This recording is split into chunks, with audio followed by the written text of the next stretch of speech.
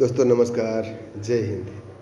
केंद्रीय कर्मचारियों के लिए खुशखबरी है, 4% बढ़ा महंगाई भत्ता अगले महीने मिलेगा। अब तक के सबसे बड़ा गिफ्ट दे रही है सरकार। जी हाँ दोस्तों, अब तक की सबसे बड़ा गिफ्ट दे रही है सरकार। केंद्रीय कर्मचारियों के लिए एक बार फिर बड़ी राहत की खबर सामने आ रही है। सरकार जल्द ही महंगाई भत्ता डीए में 3% की बढ़ोतरी का ऐलान कर सकती है। इससे करोड़ों केंद्रीय कर्मचारियों और पेंशनर भोगियों को सीधा लाभ मिलेगा। यह बढ़ा हुआ डीए अगले महीने आने की जुलाई से लागू किया जा सकता है, जो एक तरह से कर्मचारियों के लिए बड़ा गिफ्ट साबित हो रहा है या होगा। महंगाई भत्ते में यह बढ़ोतरी अखिल भारतीय उपभोक्ता मूल्य सूचकांक CPI-IW के आंकड़ों के आधार पर तय की जाती है।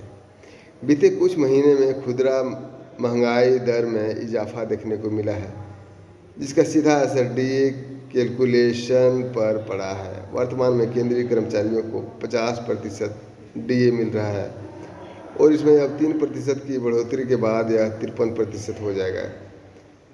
कितनों को होगा लाभ? इस फैसले से करीब 58 लाख केंद्रीय कर्मचारी और 68 लाख पेंशनर भोगी लाभान्वित होंगे।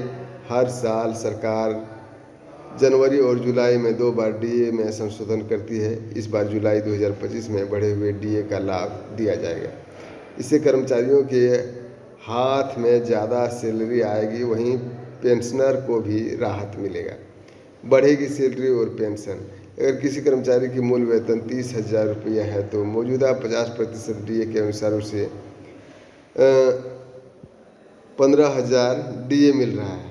यानी कि 3% बढ़ोतरी के बाद यह 16,200 हो जाएगा। अनुकूल 1,200 का अतिरिक्त लाभ हर महीने मिलेगा। इसी तरह पेंशन में भी बढ़ोतरी होगी, जिससे बुजुर्ग पेंशनर को आर्थिक राहत मिलेगा। 8वें वेतन आयोग की चर्चा की बात करें तो 8वें डीए बढ़ोतरी के साथ साथ अब 8वें वेतन आयोग की चर्चा भी तेज हो गई है।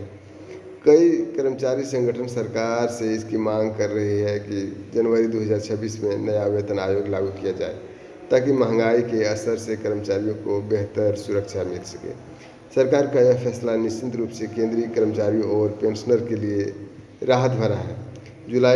जुलाई में डीए बढ़ोतरी के साथ एक मुफ्त एरियर का भुगतान भी हो सकता है।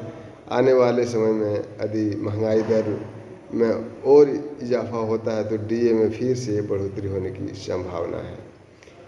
तो हो सकता है दोस्तों जुलाई में 3% से ऊपर ही मिलेगा डीए।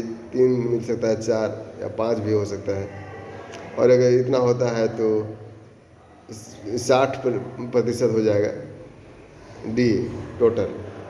और साथ ही साथ अगर 8वें वेतन आयोग जो है समय पर लागू होता है तो कर्मचारियों को बल्ले बल्ले हो जाएगा, काफ़ी ज़्यादा पैसा मिलेगा और कर्मचारी को जो पैसा नहीं बच रहा था वो बचाने में सामर्थ्य होगा।